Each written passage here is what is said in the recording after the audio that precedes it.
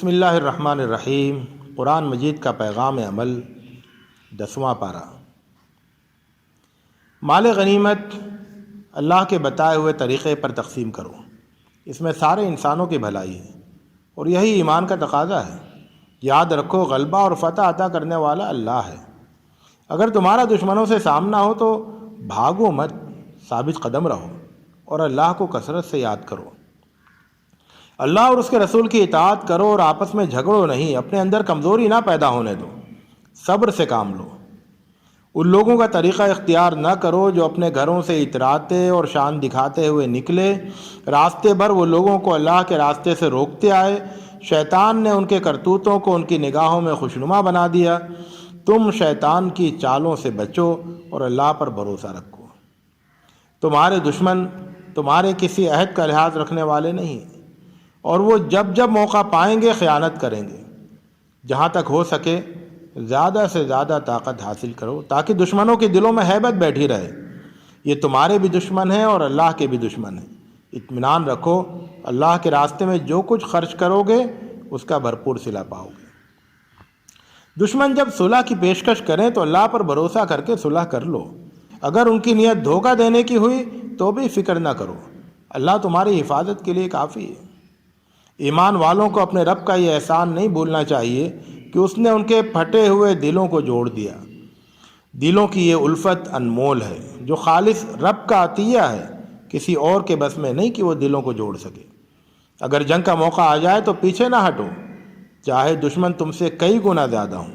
تمہیں تعداد سے زیادہ فکر اس کی ہونی چاہیے کہ تمہارے صبر و استقامت پر آنچ نہ آئے۔ اگر جنگ کا موقع آ جائے تو پیچھے نہ ہٹو، چاہے دشمن تم سے کئی گنا زیادہ ہوں۔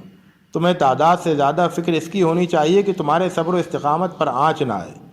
اگر تم صبر سے کام لوگے تو اللہ کی مدد تمہارے ساتھ رہے گی۔ جنگ کے قیدیوں کو آزاد کر دو، قیدیوں کو حق قبول کرنے اور توبہ کرنے کی تلقین کرو۔ پھر بھی اگر وہ خیانت کرتے ہیں تو ان کا معاملہ اللہ کے حوالے کرو۔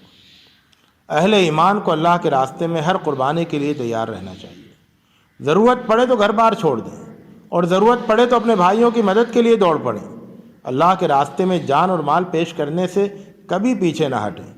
کفر کرنے والے ایک دوسرے کے پکے دوست ہوتے ہیں، ان کے فتنہ و فساد کو روکنے کے لیے ایمان والوں کو ایک دوسرے کا حامی و ناصر ہونا چاہیے۔ یہ انسانیت کے حق میں بہت ضروری ہے، ورنہ زمین میں فتنے جڑ پکڑیں گے اور ہر طرف بگاڑ پھیل جائے گا۔ اللہ کے دین کے دشمن جب عہد شکنی اور زیادتی کی حد کر دیں تو ضروری ہو جاتا ہے کہ ان کے ساتھ سخت رویہ اختیار کیا جائے۔ لیکن ان سارے جرائم کے باوجود ان کے لیے توبہ کرنے اور اپنی روش درست کر لینے کا موقع رہتا ہے۔ ایسے لوگوں کے لیے بہتر یہی ہے کہ جلد سے جلد وہ اپنی اصلاح کر لیں۔ جو لوگ دشمنی میں حد سے بڑھ گئے اور وہ نہ کسی قرابت کا لحاظ رکھتے ہیں اور نہ کسی عہد کا پاس رکھتے ہیں، وہ بھی اگر توبہ کر لیں، نماز قائم کریں اور زکوٰۃ ادا کریں تو ان کو اپنا دینی بھائی سمجھو۔ ان کی پچھلی ساری زیادتیوں کو صاف دل سے بھلا دو۔ جو لوگ دشمنی کی ساری حدیں پار کر جائیں اور ہر طرح کی زیادتی کا ارتکاب کریں، ان کے ساتھ تمہیں جنگ کرنے کا حکم دیا جائے تو پیچھے نہ رہو۔ ایسے لوگوں سے ذرا مت ڈرو، بس اللہ سے ڈرو۔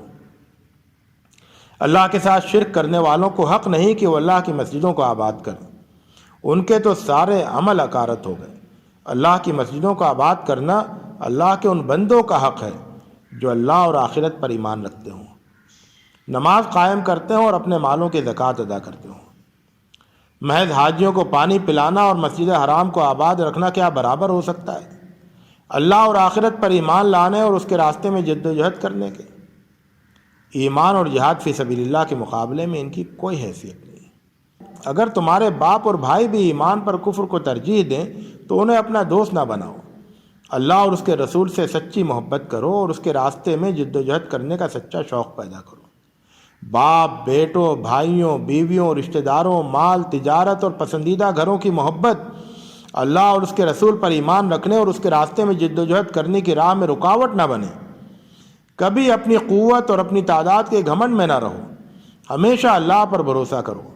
ہمیشہ اللہ پر بھروسہ رکھو اور اسی سے مدد مانگو۔ تنگ دستی اور غربت کے خوف سے کبھی دشمنان خدا سے سمجھوتا نہ کرو۔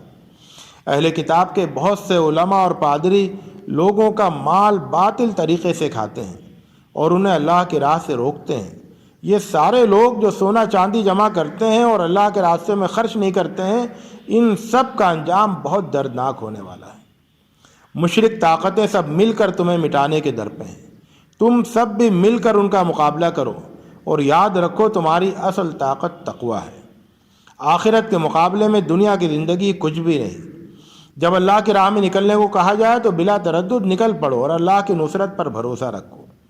مشکل سے مشکل حالات میں غم مت کرو اور اللہ کو اپنے پاس محسوس کرو۔ یاد رکھو جب جنگ کا حکم ہو جائے تو جنگ کرنے میں ہی زندگی ہے، اور جنگ سے بھاگنے میں ہلاکت اور بربادی ہے۔ یقین رکھو کہ تمہیں وہی پیش آئے گا جو اللہ نے تمہارے لیے لکھ دیا ہے۔ اللہ کو اپنا حامی و مددگار سمجھو اور اسی پر بھروسہ کرو، یہی ایمان کا تقاضا ہے۔ تمہیں فتح نصیب ہو یا شہادت نصیب ہو، دونوں تمہارے حق میں بہتر ہیں۔ مومن مرد اور مومن عورتیں ایک دوسرے کے ولی ہیں، بھلائی کا حکم دیتے اور برائی سے روکتے ہیں، نماز قائم کرتے ہیں، زکوٰۃ دیتے ہیں اور اللہ اور اس کے رسول کی اطاعت کرتے ہیں۔ ان اوصاف کو اپنے درمیان عام کرو۔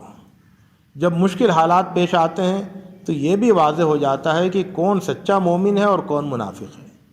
منافق عافیت کے گوشے تلاش کرتے ہیں اور جان و مال سے اللہ کے دین کی مدد کرنے کے بجائے طرح طرح کے بہانے تراشتے ہیں۔